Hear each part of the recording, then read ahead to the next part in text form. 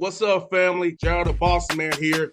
You're tuned into the Bossman Show on AM 1010, AM 1430, 1055 The King. Let the King out at 105theking.com and the Bossman Show at bossmanshow.com. Hit me up on Instagram, The Bossman Show, Twitter at Bossman Show, and Facebook, Bossman Show. It's the Bossman on your radio. Listen to the Bossman Show with your host, JR, Saturdays at 9 a.m. right here on AM 1010, The King. What's up, good people? Bet Online is your number one source for all your betting needs. The latest odds, lines, and matchup reports for baseball, boxing, golf, and more. Bet Online continues to be the fastest and easiest way to place your wagers, including live betting and your favorite casino and card games available to play right from your phone. Head to the website or use your mobile device to sign up today and get in on the action.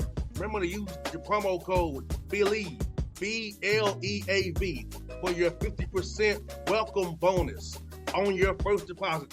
Bet Online, where the game starts. BS3 Network, changing the way you watch TV. Yes, BS3 Network, changing the way you watch TV, covering content and hot topics from A to Z, sports, music, society and culture, movie reviews, you name it, we have it. Check it out on bs3network.com or check us out on Roku, BS3 TV on Roku, as well as check out your favorite podcast on all podcast platforms or Spreaker.com/BS3 Network. You are now tuned to BS3 Network.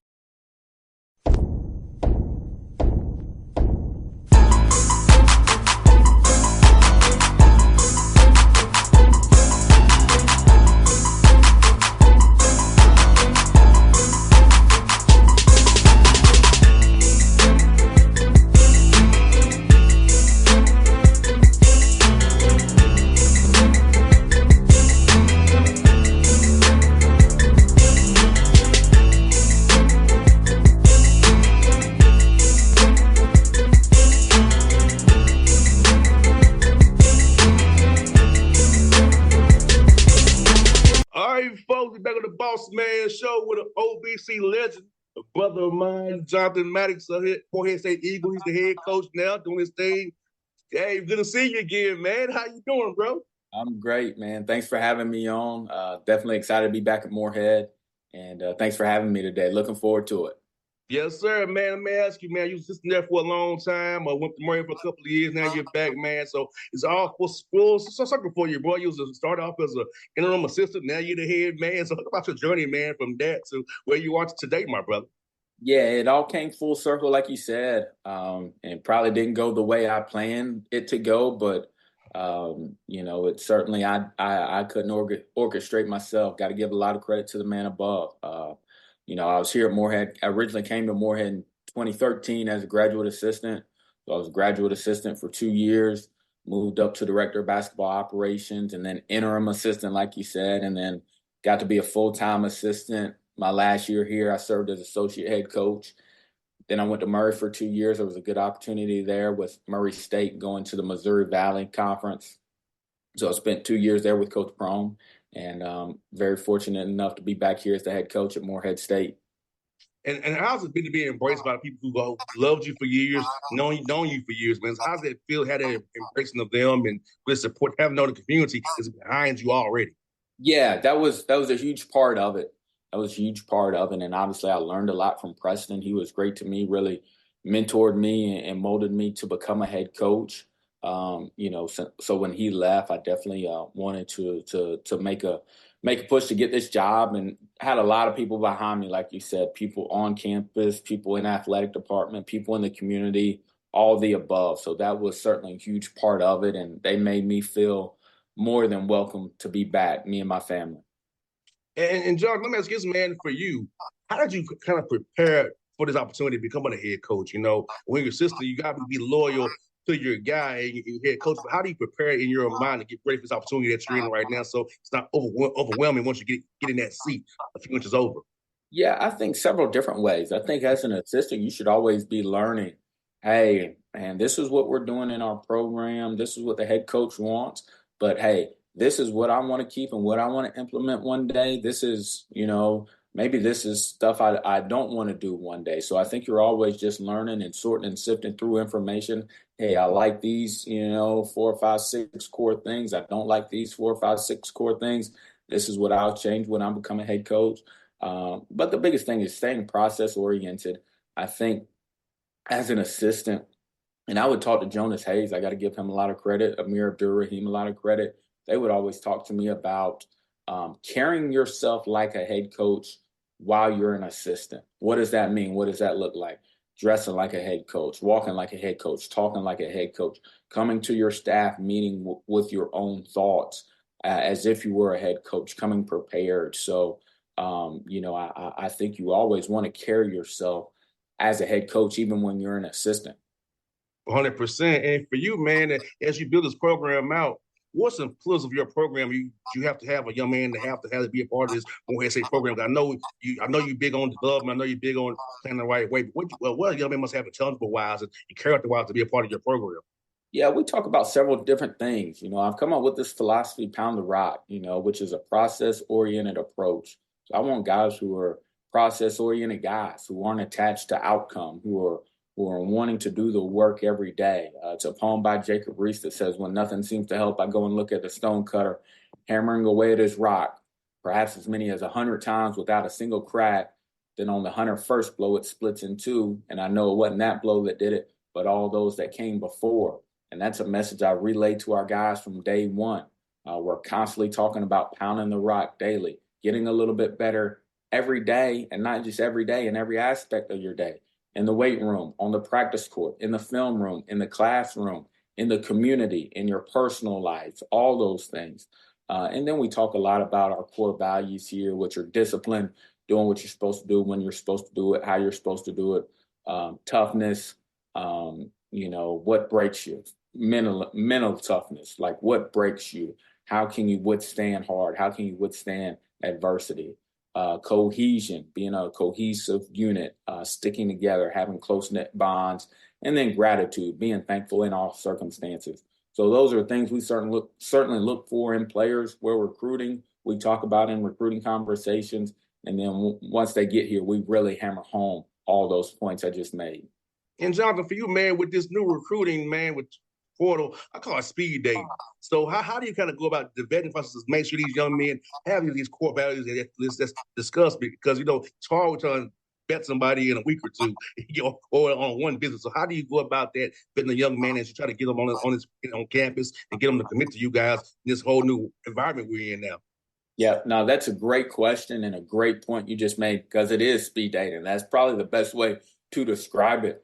Old school recruitments, when you're recruiting high school kids, especially, and even when you're recruiting junior college kids, the old school way, you get in with them early, you develop deep relationships, you watch them in the spring, you watch them in the summer, they visit in the fall. It's a month-long, sometimes years-long process. And then with the portal, it is, man, you better make a decision on a young man quick, because once he enters that portal, he may be committed to a school in 4 or 5 days or a week or 10 days. So it's a super quick process. How do you go about the vetting? Is you got to be organized, and you want to talk to as many people as you can to get as much information on that young man as possible. His previous college coach and his college staff, we always make sure we reach out to the previous college coaches. Hey, what was the deal? Was he playing? Was he not playing? Why? All those things. And then you reach out to the people around him, his parents, his AAU or travel coaches, any previous coaches he had, and you try to get as much decision on that young man as you can. And then you have to make a quick decision. Once you get all the information, you got to go with your gut, whether that's yay or nay. You got to make a quick decision. If it's a yay, let's get them to campus as quick as possible, have a good visit, and try to get them done. And this summer for you, as you guys started working out here, is it more going to be team-oriented stuff or more development? I know what you're trying to, all these guys bringing these guys together, trying to want to get some concepts in there. So how are you going to kind of find the fine line between development versus putting in team stuff this summer during the workouts? Yep, a little bit of both. Right now, we just started on Monday. So we went Monday, Tuesday, took off Wednesday, went Thursday. All of that was individual development stuff, skill work, added in some concepts, some conditioning as well, trying to work some guys back into shape, even though it's the summertime, just trying to get them in good baseline shape. Today we'll do a little bit more team stuff today and let them play. So the rest of the summer, it'll be a combination of both. We certainly want to get guys better individually, better shooters, better passers, better handlers. Pick and roll reads are obviously really important nowadays in the game of basketball. But we also, like you said, have to build in some teamwork, some team concepts, get some continuity, get some cohesion to become the best team we can be.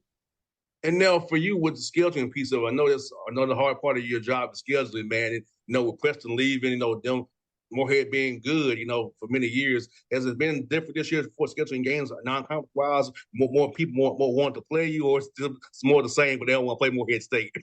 And there definitely is a respect factor with Moorhead State, with the job Preston Spradlin did. That definitely is a thing. I think it may be probably slightly easier for me right now being a first-year head coach.